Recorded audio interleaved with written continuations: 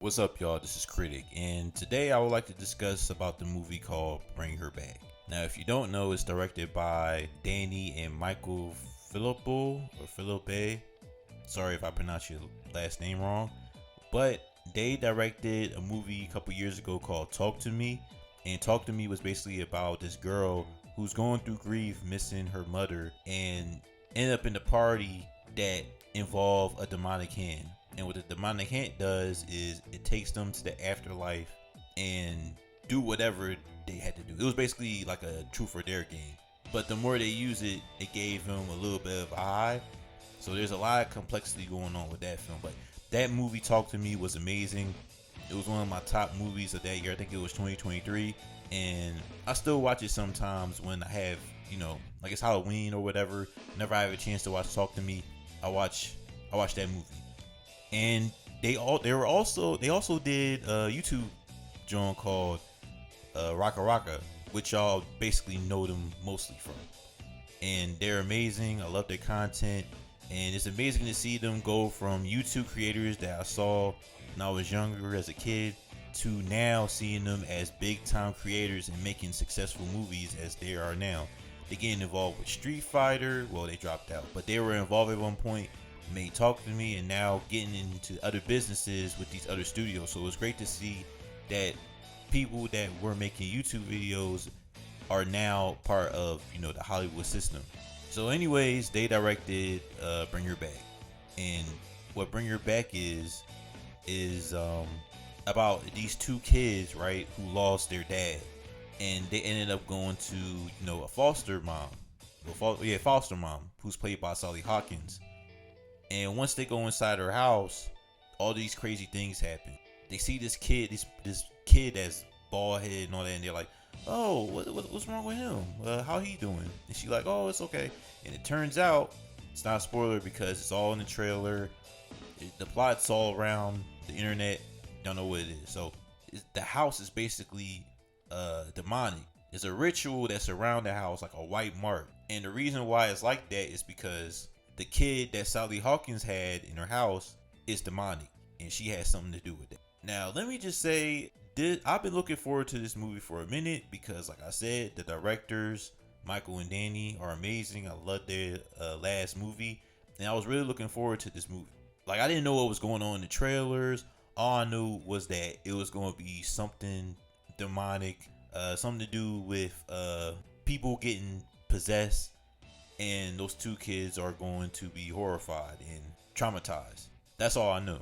Now, after seeing the movie, I will say that this movie is really good, and I like what I've seen from the movie. I'm going to say this. I'm not going to lie. I missed the first 5 to 10 minutes because of something that's been going on with me. And I ended up missing 10 minutes, which I hated, man. So it took me a minute to get used to what was going on screen. Because the first thing I see, it's not a spoiler because it's like the first 10 minutes, first 10 to 20 minutes. I just see the kid and I see Sally Hawkins talking to each other and basically getting acquainted with each other after what happened, I'm assuming, with the kid's dad. Now, the two kids is a brother and a sister. Now, the brother, he's more protective. He's the older one. He's trying to grieve what had happened and trying to get over it. And then the sister is blind, and she's trying to grieve as well, and they don't know what's going on. They're trying to figure things out. And then you see this mom played by Sally Hawkins, and Sally Hawkins, she is weird, bro. She's really weird. Like, when you see her, she tried to make him feel more comfortable, but then start asking questions, and then start doing things to the boy when he was asleep. Like, he would, like, alright, I'm not gonna go I'm not gonna go to spoiler territory, but she does things to manipulate and gaslight these kids, and throughout the movie it got on my nerves, bro, in a good way, because she ended up being the character or a person that you hate, but you understand because she has her reasons of doing things, but her own reasons that will go make you go crazy, make you like hate her, but you understand why she's doing it. And then you see this kid, this kid that she has done some of the most messed up things. At one point, he starts eating. Now, I'm not lying. He starts eating a knife.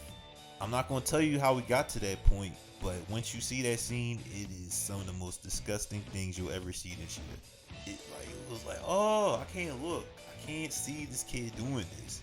Like, kids are just getting abused in this movie, bro. The kid that Sally Hawkins got and the two kids that she brought in, all of them are getting punished in some way. And it is disgusting.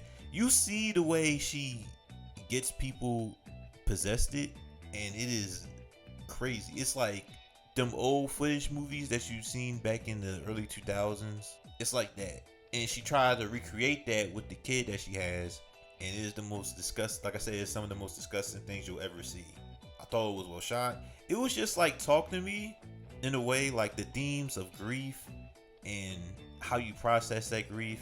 They did that in Talk to Me, where the way the girl grief her mom dying, she was basically an addict to the hand, and she couldn't get over not using the hand, and it caused her death. And here it's like someone is using. I won't say it because it's in the trailer. The mom tries to grieve someone that she loved that died before she met the kids, and she using her grief to traumatize other people. And that's why it makes you hate that character so much, because it's like, I get it, you're going through some things as well, but the kids going through some things too. They missing their dad, and you doing all this because you're being selfish. Like, fuck. But Sally Hawkins played the character well. I thought the kids was really good. I don't know if the girl really blind or not, but she does a really good job playing that role, being the innocent one, being the pure one that Sally Hawkins manipulates and gaslights. And then the brother figures it out too and tries to do what he can. You see what happens at the end once you see it, but man, it just ended up pretty sad. It ended up being just like Talk to Me. Like, these directors, they whatever fits the theme of the movie, they'll result it to the end. And once you see the movie, you understand how the results are of what's happening in the movie. So overall, I like Bring Her Back. It's really good. If you're into horror, if you're into, like The Conjuring or The Hereditary and all that, this is the perfect movie for you. If you like Talk to Me, this is definitely the perfect movie for you. I feel like this is like a spiritual sequel to that movie. So I highly recommend it. Alright, y'all. Peace.